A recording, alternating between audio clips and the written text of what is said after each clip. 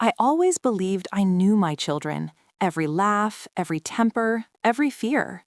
But the night my son stormed into my house, grabbed my wrist, and shouted, "Grandma, we're leaving, now!" After one glance into my basement, I realized he had discovered the one thing I prayed my family would never see. And nothing, not even love, would ever be the same again. I never imagined that the quiet creaking of my old house could someday terrify my own family. For most of my life, those sounds were simply part of the home I raised my children in, a home built with more love than lumber, more memories than bricks. But now, standing in the soft light of a fading evening, I had no idea that everything I believed about my children, my home, and my past was about to unravel, all because of one single room beneath my feet. That day had begun like many others. The air outside was warm, heavy with the scent of pine and the promise of summer storms. I was fixing the loose hinge on my pantry door when my phone buzzed, a rare call from my son Daniel. He was always busy, always on the move, always promising to visit soon, but never quite finding the time. So when he called that afternoon, I felt my heartbeat quicken with an unexpected joy. "Mom, we're coming over," he said, not giving me the chance to even respond before continuing. "The kids want to see you. We'll be there in a couple hours." A couple hours. For most people, that wouldn't be anything special. But for a grandmother whose days often passed in solitude, whose shadows on the walls felt more familiar than the voices of her own family, a couple hours meant everything. I scrambled around the kitchen with the excitement of a woman half my age. I took out the good plates I saved for occasions, even though no one else cared about plates. I baked the cookies the kids used to beg for when they were little. I even opened the windows to let in the evening breeze, hoping the house would feel welcoming, alive, not like the silent tomb it sometimes resembled when I allowed myself to think too long. But as I moved around, something tugged at me, something small, a whisper of memory, a reminder. The basement. I stopped in front of the basement door longer than necessary. My hand hovered over the doorknob, trembling ever so slightly. "No," I whispered to myself, "no one needs to go down there tonight." I closed the door gently and walked away, forcing myself not to look back. By the time Daniel's car pulled into the driveway, the sky had already turned the color of burnt gold. His two children, my grandchildren, burst from the car like bottles of shaken soda, laughing and running straight into my arms. "Grandma," 8-year-old Lily squealed as she hugged my waist. "Did you make the cookies?" her brother Max asked with wide, hopeful eyes. I couldn't help but smile. Of course I did. Daniel approached slower, carrying a familiar wariness in his shoulders. He hugged me, though it was quick and half-hearted, the way hugs become when life has smoothed away the warmth of youth and replaced it with schedules and responsibilities. "Mom," he said with a tired smile, "it's good to see you." "You too, sweetheart." We all went inside, and for a while, everything was perfect. The kids chattered non-stop, filling the house with life once again. Daniel walked around, looking at the old photos on the wall, occasionally giving a quiet laugh when he saw something that reminded him of his childhood. Dinner passed in a warm blur. I watched Daniel laugh with his children and felt a sweetness settle in my chest, like honey warmed in the sun. I had missed that sound. I had missed them more than I could ever say aloud. It was after dinner when things began to shift. Daniel was helping Lily wash her hands in the kitchen sink when he noticed something. I saw his gaze drift toward the small hallway, toward the basement door that sat slightly ajar, just barely, but enough. "Mom," he called out, "were you in the basement earlier?" My stomach tightened. "Yes, I was just organizing some things." He nodded slowly before walking toward the door. "I haven't been down there in years." "Daniel," I said, maybe too sharply, "there's nothing interesting down there, just old things." But he was already pulling the door wider. I forced myself to stay calm, even though my palms had begun to sweat. He flipped the light switch. The dim bulb at the bottom flickered to life, casting long shadows across the wooden steps. "Wow," he murmured, "I forgot how creepy this place looked." "It's just old, that's all." "Can I see what you're storing now?" he asked. "No!" The word burst out of my mouth before I could stop it. He froze. The children stopped playing. Even the house itself seemed to hold its breath. I forced a shaky smile. I mean, it's messy down there, really messy. I don't want you slipping." Daniel looked at me strangely, as if seeing something he hadn't noticed before, something fragile, something secret. "Mom," he said quietly, "are you okay?" "I'm fine," I lied. But Daniel, stubborn as he had always been, stepped onto the top stair. "Daniel," I whispered, "please don't." He turned back toward me, that same half-smirk from his teenage years flickering across his face.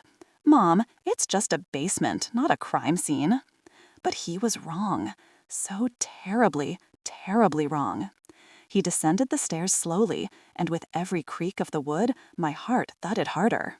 The children watched from the living room, craning their necks. "Wow," I heard Daniel say faintly from below. "You've been busy down here." My legs felt weak. "Mom, what is this?" "No, not this. Not now. Not ever." I hurried toward the stairs, gripping the railing to steady myself. He was standing in the center of the basement, looking pale and confused. He turned toward me, holding something, a small object he must have found near the old workbench. When our eyes met, something inside him changed. His pupils widened, his jaw clenched. He inhaled sharply through his teeth, as if trying to understand what he was seeing. Then his voice came out in a trembling whisper. "Mom, Grandma, we're leaving." I froze. "Daniel." He stepped toward me quickly, grabbing my wrist with a force that startled me. "No," he said, his eyes frantic. "We're leaving, now." His voice echoed in the basement, bouncing off the cold walls like a warning bell. The children ran toward the stairs, frightened by their father's panic. "Dad, what's happening?" Lily cried. Daniel didn't answer. He was still staring at me with a look I had never seen before. Fear. And something else. Something like betrayal. "Daniel," I whispered, my throat tight. "Please listen." "No," he snapped. "Not here. Not in this house. We're leaving right now." He dragged me up the stairs, nearly tripping in his urgency. The children followed behind, confused and crying. And as Daniel slammed the basement door shut, I felt it. The weight of the past pressing upward from beneath the floorboards. The truth I had buried down there for decades was no longer staying quiet. And Daniel, my own son, had finally found the first piece of it. Daniel didn't slow down until we were all in the living room, the basement door firmly closed behind us. His chest rose and fell fast, like he had run a marathon instead of walking up a simple flight of stairs. The children clung to him, sensing the storm inside their father, even before they understood its shape. I stood there, stunned, trying to steady my breathing. My wrist still tingled where he had grabbed me. I had never seen my son like that, not even during the hardest years of our lives. "Daniel," I whispered, "you're scaring the children." He turned on me with a look that wasn't quite anger and wasn't quite fear, but some impossible combination of the two. "Then tell me," he said through clenched teeth, "what the hell is down there?" I opened my mouth, but no words came out. For a moment, all I could hear was the steady ticking of the old clock on the wall and the soft whimpering of Lily, who was rubbing her eyes with trembling hands. Daniel ran a hand through his hair, pacing with short, agitated steps. "Mom, I need you to answer me, right now." I swallowed hard. "Daniel, it's not what you think." He laughed, a hollow sound. Funny, because I didn't know what to think until tonight. He reached into his pocket and held up the object he'd taken from the basement. A small, metal locket. My breath caught. It was the one thing I hoped he would never find. Not because it was dangerous, not because it was incriminating, but because of the memories it carried. Memories I had locked away for decades. "Daniel," I reached out instinctively. He stepped back. "No, not until you tell me why this was hidden under a pile of old blankets in the basement, like some secret shrine." His voice cracked, and that crack spread through me too. Max tugged gently at his father's sleeve. "Dad, what's wrong? Why can't we stay? Grandma's house isn't scary." Daniel knelt and placed a shaking hand on his son's shoulder. "Buddy, just give me a second, okay?" Max nodded uncertainly. Daniel rose again, turning back to me. "Mom, whose locket is this?" I closed my eyes, 1,000 memories rushing forward. The smell of fresh rain, the sound of laughter echoing in the hallway, the warmth of 3 tiny hands in mine. "It was your sister's," I whispered. The room fell silent. Daniel's face paled. Sister? Mom, I never had a... Yes, my voice trembled. You did. For a long, breathless moment, the world seemed to freeze. The children looked confused. Daniel looked as though the floor had dropped out from under him. He stared at me, searching my face for a lie, a joke, anything other than the truth shining plainly in my eyes. Mom, he said slowly, what do you mean I had a sister? I lowered myself onto the sofa, my hands shaking. Daniel, please sit. Let me explain. No, tell me now, right now. His tone left no room for delay. So I began. You were only 5 years old, I said softly. Your brother, Samuel, was 3, and she was just 18 months. Daniel blanked. Mom, what are you talking about? I don't remember any of this. You were too young, I said, and I never knew how to tell you afterward. I didn't think it would help. What happened to her? His voice was barely audible. I squeezed my hands together so tightly my knuckles ached. Her name was Emily. Lily's eyes widened. Daddy, we had an auntie? Daniel didn't answer. His gaze stayed fixed on me. She was your sister, I continued. Your baby sister. You used to call her Emmy because you couldn't pronounce her name properly. Daniel looked down at the locket in his hand. Why have I never heard this? Because, I whispered, she died, Daniel. The words hung in the air like cold smoke. Silence swallowed us whole. Even the old clock seemed to hold its tick for a moment. Daniel lowered himself onto the armchair, stunned. His shoulders slumped, and for the first time since he stormed out of the basement, he looked small, childlike, lost. How? He managed to ask. My throat tightened. It was winter. Your father was working late. You boys were sick, both of you, running fevers. I was trying to care for all 3 of you at once. I paused, swallowing the memory like shards of glass. One night, Emily wouldn't stop crying. I thought she had the same fever. I put her to bed, checked on you and Samuel, and when I went back to her room, my voice broke. Daniel's eyes softened, but only slightly. Mom, I found her struggling to breathe, I whispered. I rushed her to the hospital, but by the time your father arrived, it was too late. Tears blurred my vision, and I felt myself drifting back into a moment I had spent my entire life trying to outrun. Pneumonia, I said hoarsely. The doctor said it came fast, too fast. The children leaned into each other, wide-eyed and silent. Daniel covered his mouth, staring at the floor. I don't remember her. You were so young, I said. And after she passed, your father and we couldn't bear to talk about it.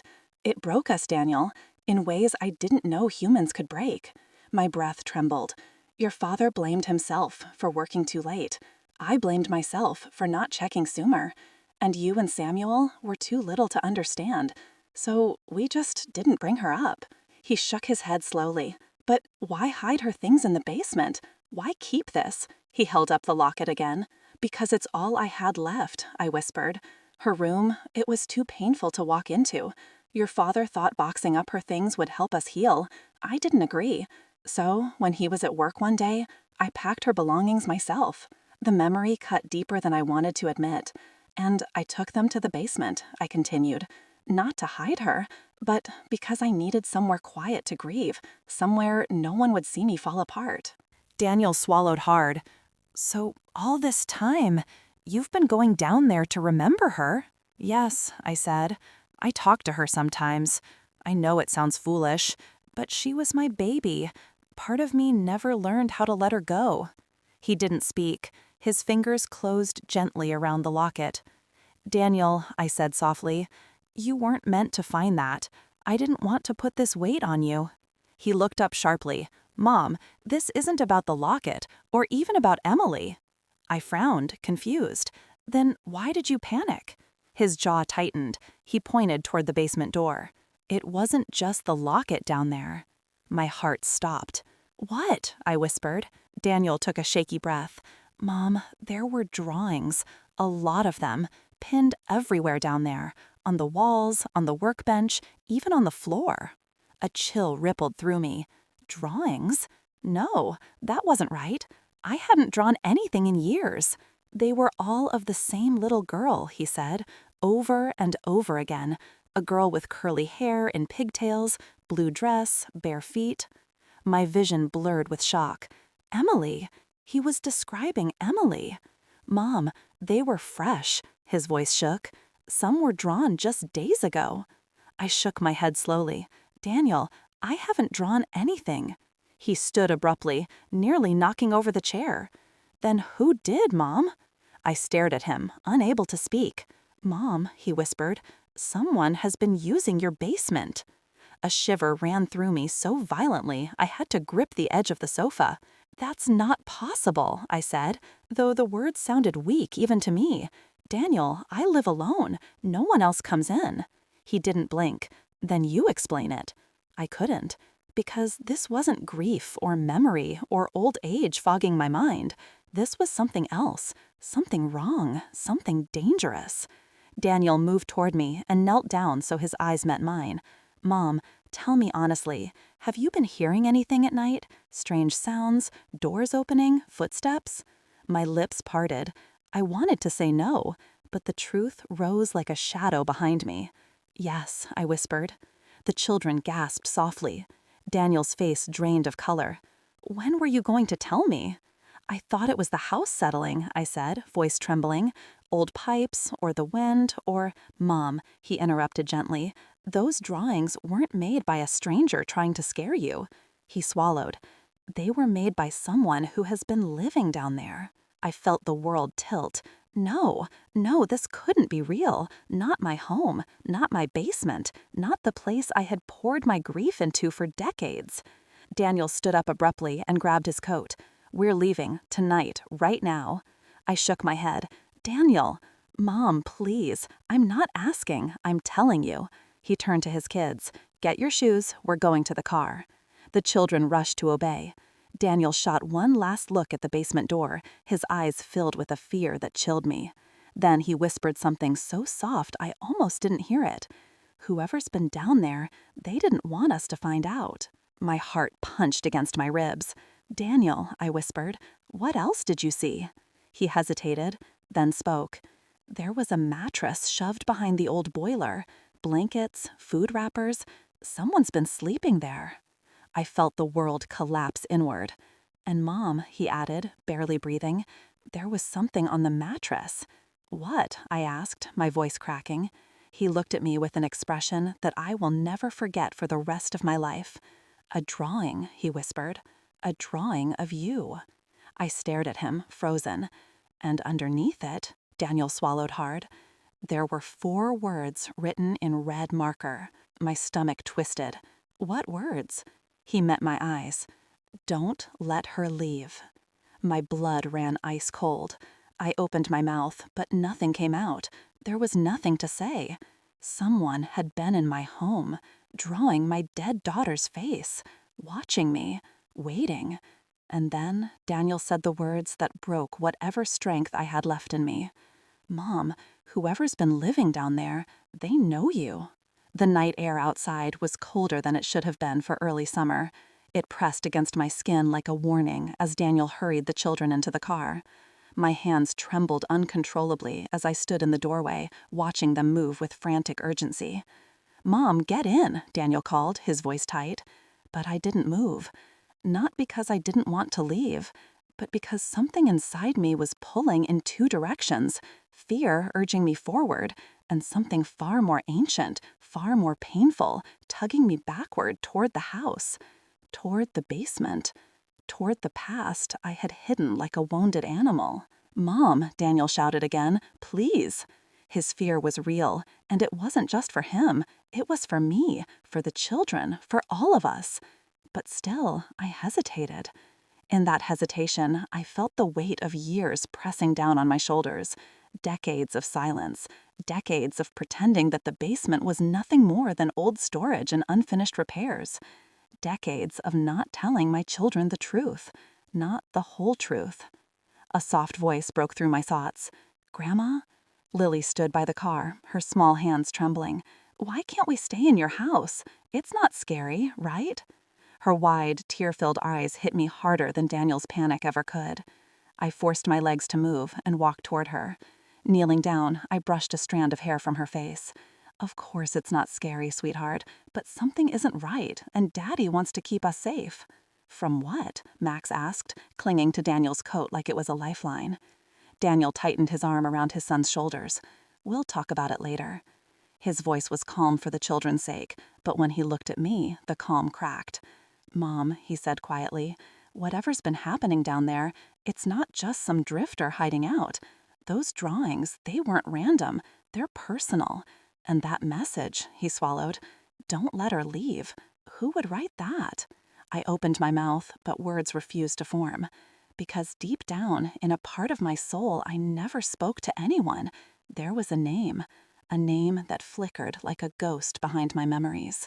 But I pushed it away. We're leaving, Daniel repeated, opening the passenger door for me. Daniel, I whispered, what if? The sound cut through the night like a blade. A thud. Soft but heavy. From the house. We all froze. Another thud, followed by the slow, dragging groan of a door hinge. The basement door. Daniel stepped forward instinctively, pushing the children behind him. Mom, he breathed, get in the car. I didn't need to be told twice. My legs moved on their own, fueled by a terror I hadn't felt since Emily's last night in the hospital.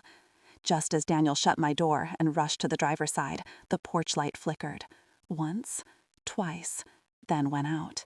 Darkness swallowed the house. Max whimpered, Dad, what's happening? It's okay, buddy, Daniel said, his voice cracking despite his best effort. We're leaving right now. He turned the key. The engine didn't start. He tried again. And again. Click, click, click. The engine refused to turn over. A cold wave swept through me. No, Daniel whispered. No, please, start. The children started crying. Daddy, the car's broken, Lily sobbed. I know, baby, I know. Just hold on. Daniel reached for his phone, only to curse under his breath. No signal. I checked mine. Nothing. Dead silence. Then something happened that nearly stopped my heart. The porch light flickered back on, not in the usual warm yellow, but in a cold, sickly blue-white, like something from another world.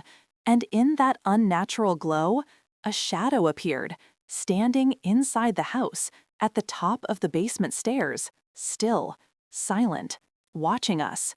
Lily saw it first and whispered, Grandma, who is that? My breath hitched. It was small, too small to be an adult.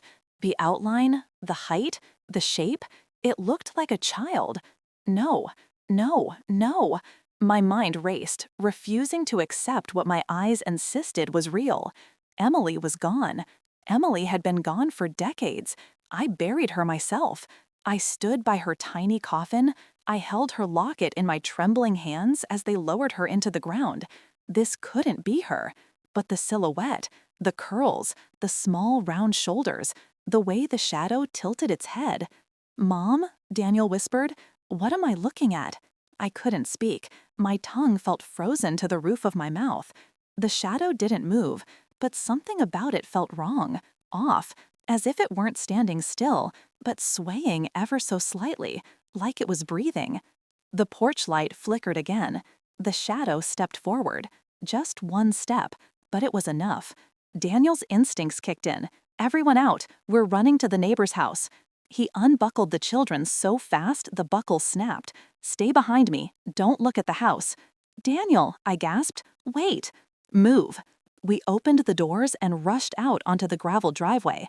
The cold night bit into my skin like teeth. My heart hammered so hard I thought it might burst. Daniel held the children by their hands, pulling them ahead. But I made the mistake of turning back. The porch light flickered again, and this time I saw her face, just for a second, just long enough to break whatever pieces of me were still holding together. A little girl, dark curls, pale skin, eyes too wide, eyes too knowing. Not Emily, not exactly. Her face was wrong, like someone trying to wear the memory of a child like a mask. A cold, breathless whisper left my lips. Oh God. The figure's head tilted sharply, like a puppet tugged too hard. The porch light went out completely. I stumbled, and Daniel rushed back to grab my arm. Mom, don't stop. We ran toward the neighbor's house, but with every step, I felt it, the sensation of being watched, of being followed. The shadows behind us felt alive. And then, the sound of tiny footsteps on the gravel, fast, uneven, too close. "Run," Daniel shouted. We sprinted across the yard, the children crying, my lungs burning, my heart screaming. Finally, we reached the neighbor's front porch. Daniel pounded on the door with shaking fists. "Open up, please, open the door." Lights flicked on inside. The door swung open, and Mr. Harper, an older man with silver hair and a startled expression, stared at us. "Daniel, what on earth?" "Call 911, Daniel gasped, pushing the children inside. Mr. Harper frowned. "What's going on?" But Daniel was already pulling out his phone again. This time, miraculously, there was a single bar of signal flickering weakly. He dialed 911. While he waited for the operator to pick up, Mr. Harper leaned toward me. What happened? I opened my mouth, but again, no words came, because out the window, across the yard, my house stood silent and dark, and from the open basement door, a small figure stepped out onto the grass. It stood there, unmoving, watching. Daniel nearly dropped the phone. Jesus Christ! The children screamed and dove behind the sofa. Mr. Harper turned, his face draining of color. What is that?" I pressed my trembling hand to the window. Not Emily. Not alive. Not human. But connected to her. Connected to me. Connected to the years I spent alone, talking into the shadows. And then it happened. The figure opened its mouth. Not wide, not natural, too wide. A sound scraped its way out, something between a whimper and a breath. Ma. I stumbled back, my body shaking violently. Daniel dragged me away from the window just as the operator finally picked up. 911, what's your emergency? Daniel's voice broke. There's someone outside my mother's house. Someone pretending to be a child. We need help immediately. The operator's tone sharpened. Is the intruder armed? Daniel looked at me helplessly. I didn't need to look out the window to know.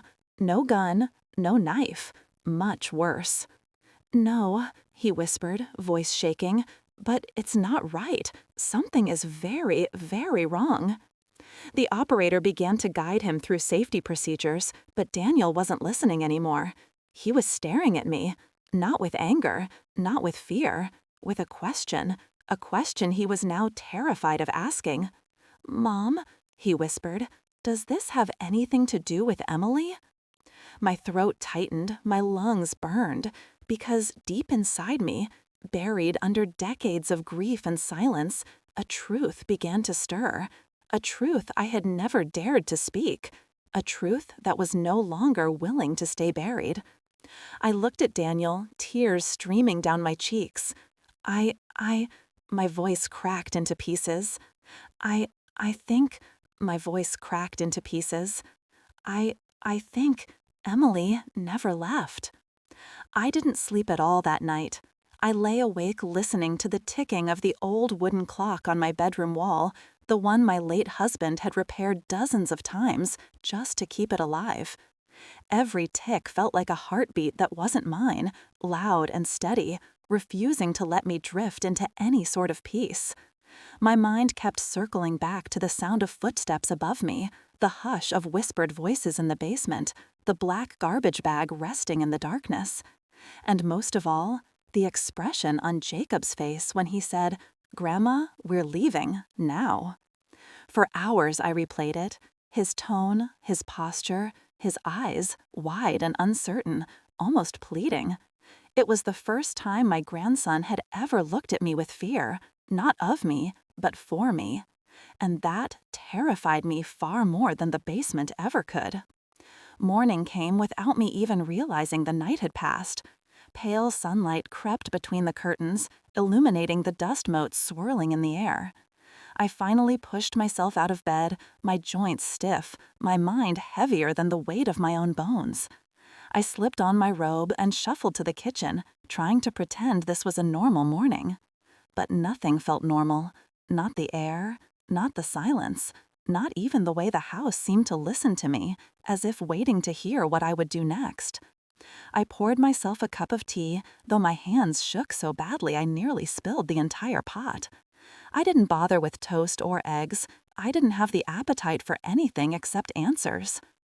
By 8 o'clock, a car pulled into my driveway. I peeked out the window and saw Jacob climbing out of the passenger side, followed closely by my son, Daniel. My pulse quickened, and suddenly I wished I had prepared something to say, something that would let them know I wasn't losing my mind, that I wasn't imagining the noises or memories or threats. The doorbell rang. I opened it before the second chime. Daniel stood there with a forced smile, the kind he used to give me when he was a boy who'd broken a window and wanted me to believe it wasn't his fault. Jacob hovered behind him, quiet, observing. "Morning, Mom," Daniel said, stepping inside. "Morning," I replied, my voice barely above a whisper. Jacob gently touched my arm, his eyes soft. "Hi, Grandma." "Hi, sweetheart." We walked to the kitchen. I asked if they wanted tea, but they both declined. They weren't here for tea. They were here because yesterday, everything had changed. Daniel sat at the table and rubbed his temples. "Mom, Jacob told me what happened." I swallowed. "Did he tell you everything?" "He told me you heard noises in the basement, and that the old door swung open by itself, and that you found a black bag." "That's not the everything I'm talking about," I said sharply. Daniel stared at me, eyebrows lifting. "Well, then you need to tell me, because I get the feeling you've been hiding something for a long time." I looked down at my trembling hands. I didn't want to say it. I didn't want to revisit it, but I had no choice anymore. I wasn't just dealing with memories or fears. Something deeper was happening, something that involved my family without them even knowing it. "There's a reason that basement bothers me," I said finally, "a reason I sealed it years ago." Jacob leaned forward silently, listening with wide eyes. I took a deep breath. The words came out heavier than I expected. "When your father died," I began, "I found something down there, something he'd been hiding from me." Daniel stiffened. "Dad? Hiding something?" "Not just something. Someone." He blanked. "Someone?" I nodded, my throat tight. A woman. She was unconscious, hurt, barely breathing. He told me she was a patient from the nursing home, that she had nowhere else to go, that he was trying to help her, but he wouldn't explain why she was in our basement. He begged me not to call the police, so I believed him. I trusted him. Daniel stared at me, as if seeing me for the first time. "2 days later, she disappeared," I said. "Your father insisted she had recovered and returned home. But when I asked questions, he became angry, more than angry. Something in him changed. I was afraid of him in a way I had never been." "Mom," Daniel whispered, "I sealed that basement after he died because I couldn't bear to walk down there ever again," I continued. "And for years, nothing happened, until a few weeks ago." Jacob shifted uncomfortably. "That's when the noises started?" "Yes, and things went missing, and I found that note on my porch." They both looked at me sharply. "What note?" Daniel asked. I stood, walked to the drawer near the fridge, and pulled out the piece of paper I'd hidden beneath the napkins. The edges were worn. I hadn't opened this drawer since placing it there. I handed it to Daniel. He unfolded it, frowning at the sloppy handwriting. "You're next." Jacob's breath hitched. "Grandma, why didn't you tell us?" "Because I thought it was a prank. Because I didn't want to worry you. Because part of me thought I deserved it for choosing fear over truth all those years ago." But I didn't say any of that. I simply shook my head. Daniel stood abruptly. "That's it. We're taking you with us right now." "No," I said. "You're not. Mom, I'm not running from something again." My voice cracked. "Not this time." Jacob placed a hand on mine. "Then we'll help you, but we can't pretend nothing's going on anymore." "And we won't," Daniel agreed. A sudden crash came from the living room. We all froze. Another sound, a thud, low and deliberate. Daniel whispered, "Someone's in the house." Before I could react, he held up a hand, motioning for silence. He tiptoed to the doorway and peeked around it. Jacob grabbed my arm protectively, pulling me behind him, even though he was still just a teenager, doing his best to act like a grown man. "Dad?" he whispered. Daniel stepped back into the kitchen, his face pale. There's something smashed on the floor, but nobody's there." "What smashed?" I asked. "I don't know. It looked like your photo frame, the one with Dad in it." I felt a cold shiver run down my spine. That frame never fell. It was centered on the shelf, held in place so carefully I dusted around it rather than move it. "Stay here," Daniel said firmly. He walked into the living room again, this time fully. Jacob and I followed slowly behind him. The room felt colder than before, as if someone had opened a window, but all the windows were still closed. The picture frame lay shattered on the hardwood floor. The glass was scattered, and Daniel's father's picture was torn, split right down the middle. No breeze could tear a photograph. No accident could slice it like that. Jacob whispered, "Dad, someone did this." Daniel swallowed hard. "Yeah, someone did. Or something," I murmured without thinking. Daniel turned to me. "Mom, stop. That's not helpful." "I'm not trying to be dramatic, but you need to understand. When I saw that woman in the basement, she looked terrified, like she was hiding from something worse than the man who brought her there." "What are you saying?" Jacob asked softly.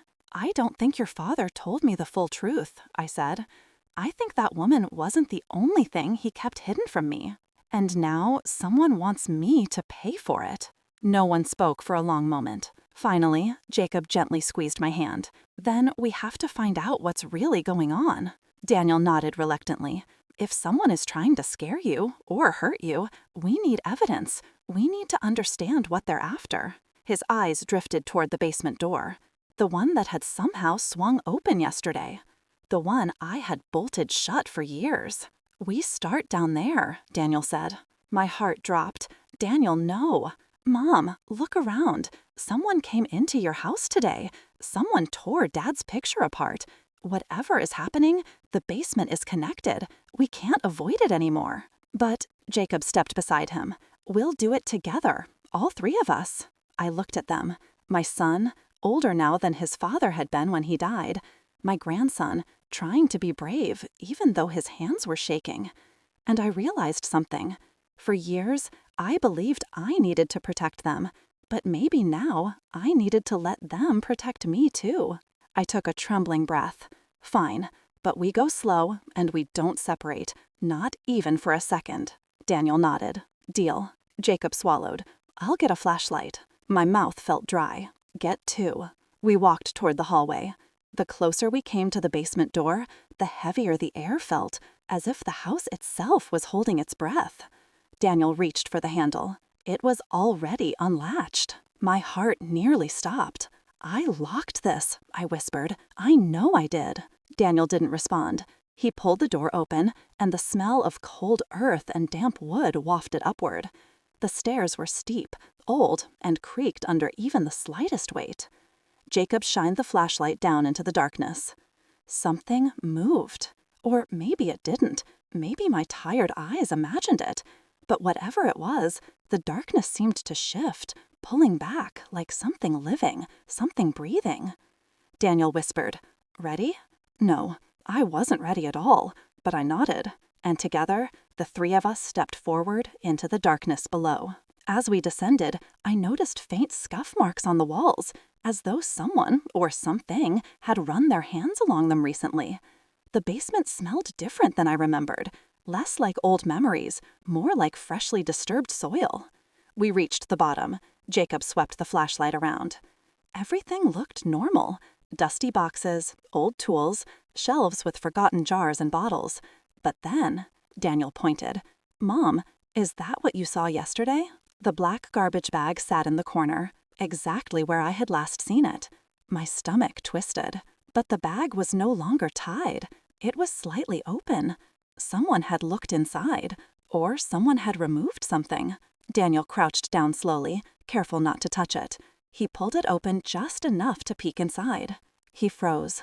"Dad, what's in it?" Daniel didn't answer at first. His breathing grew heavier, more uneven.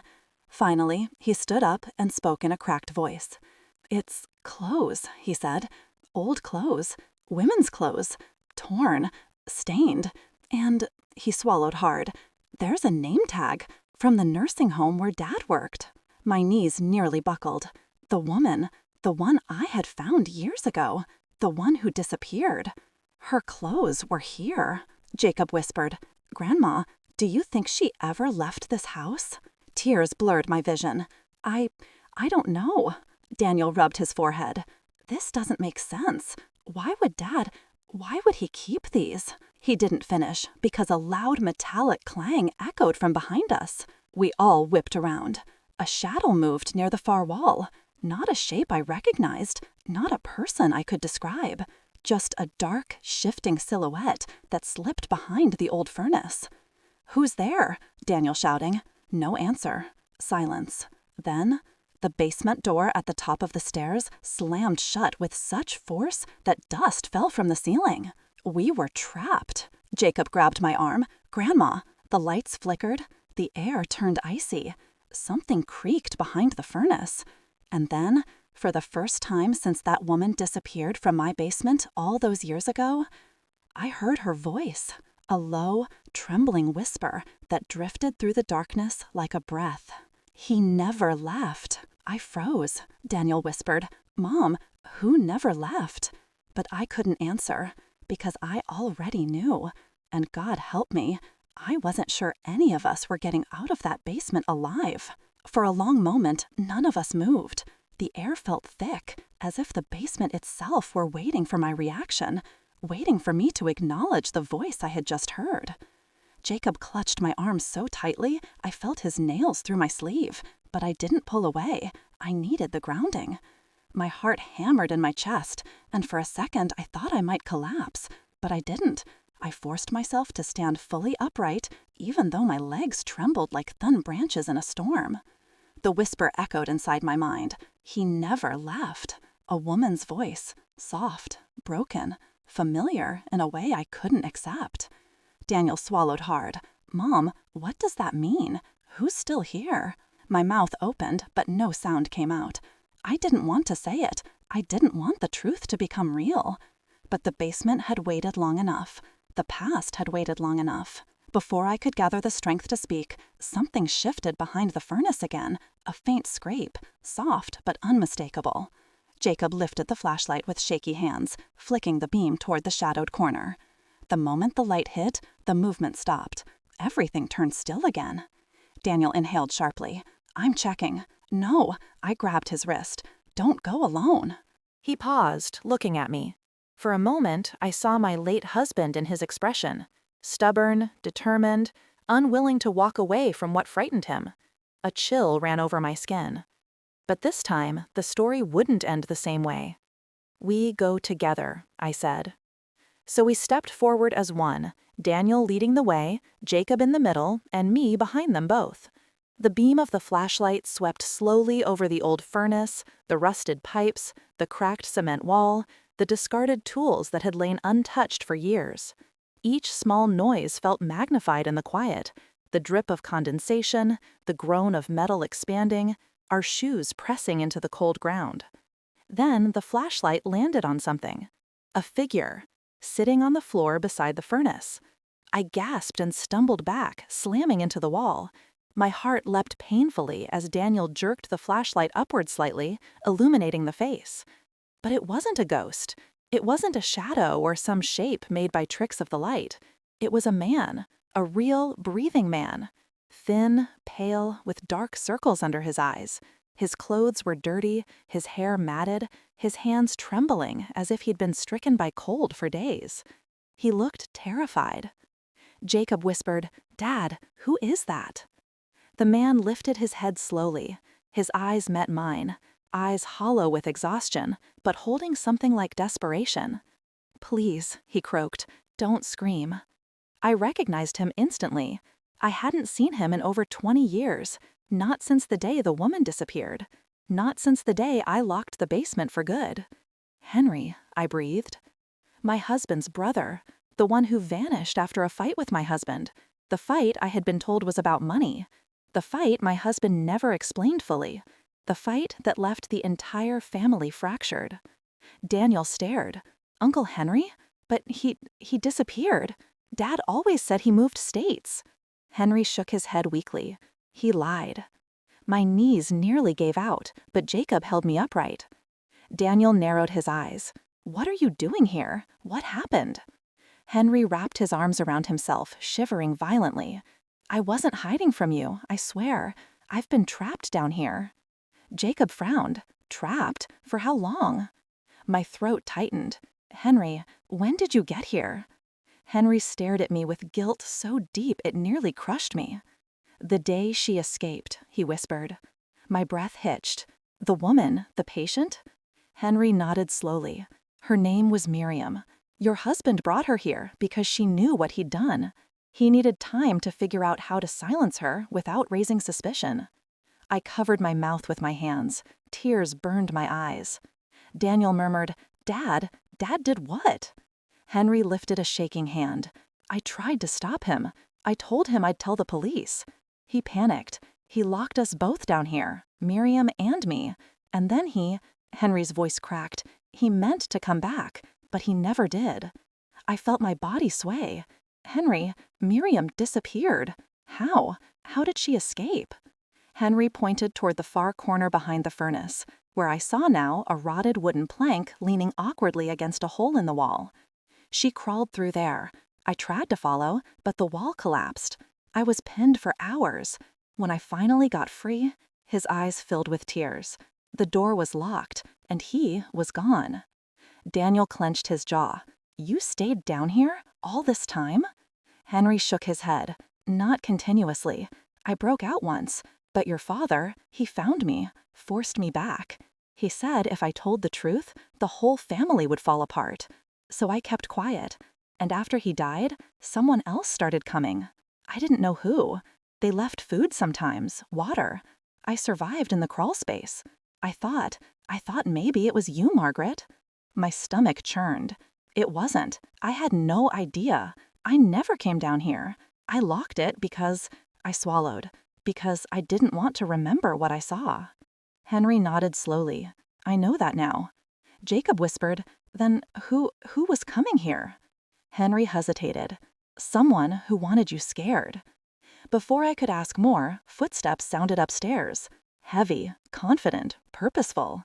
Daniel stiffened. Someone else is in the house. Henry's eyes widened with panic. It's him, the one who threatened her. He's been watching the house for weeks. He told me if I tried to leave, he'd hurt her. I didn't know what to do. The air in my lungs turned solid. Why? Who is he? Henry's voice cracked. Miriam's son. A cold shock rippled through me. He thinks you knew, Henry whispered. He thinks you let this happen. He thinks you helped your husband. He wants revenge. Jacob's grip on my arm tightened. We need to get out. Daniel nodded. Now. The footsteps above moved toward the basement door. Henry whispered, he locked it. There's no way he'll let you leave.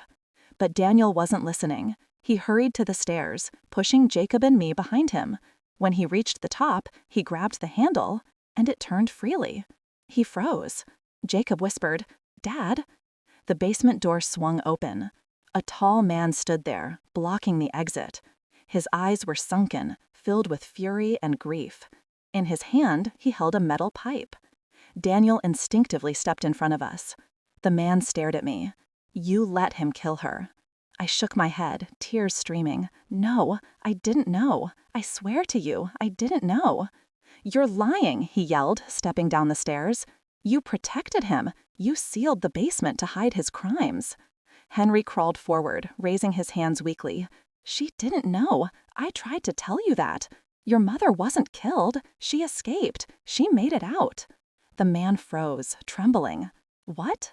Henry nodded, voice raspy but clear. She escaped. She survived. I don't know what happened to her after that, but she left this house alive. The man's eyes flickered. Confusion warred with rage on his face. You're lying, he whispered. I'm not, Henry insisted. I swear on my life. Ask yourself, why would I lie? I've been trapped here for decades. I have nothing left but the truth. The man's grip on the pipe loosened slightly. Jacob stepped forward, voice soft but steady. "Please, put it down. Nobody here wants to hurt you. We just want this to end." For a moment, I didn't breathe. None of us did. The man's hand shook violently. Then he dropped the pipe. It clattered down the stairs, echoing through the basement like a bell signaling the end of a nightmare. He fell to his knees, sobbing. I just wanted answers. Henry crawled closer. We all did. Daniel carefully approached the man, helping him sit on the step. "Let's go upstairs. We'll call the authorities. We'll tell them everything. And we'll find out what happened to your mother, for real." The man didn't resist. And for the first time in years, the basement felt like it exhaled, as if whatever darkness lived there had finally been named, confronted, and lifted. We climbed the stairs slowly, me between Jacob and Daniel, Henry limping behind us, and the grieving son last, quiet and broken, but no longer violent. When the police arrived, everything unfolded carefully. They documented the basement, the bag, the torn clothes. They took Henry to the hospital. They arrested the man, but gently, because even they saw his pain. And then they told me something I never expected. Miriam had lived. She had passed away only 5 years earlier, in a small town upstate. Peacefully, with neighbors who knew her as a quiet woman with a past she rarely spoke of. She never blamed me. She didn't even mention me. She had escaped and rebuilt her life. Relief collapsed through my chest like a quiet storm. Weeks later, after the investigation finished and the house was cleared, Daniel and Jacob helped me seal the basement one last time, this time permanently with concrete. Henry stayed with us for a while, recovering, rediscovering a life he had once lost. And me? I thought I knew my children, but now I know my children saved me. When the ordeal was finally behind us, Jacob hugged me tightly and whispered, "Grandma, we're not leaving without you ever again." And for the first time in a long, long time, I believed I was safe.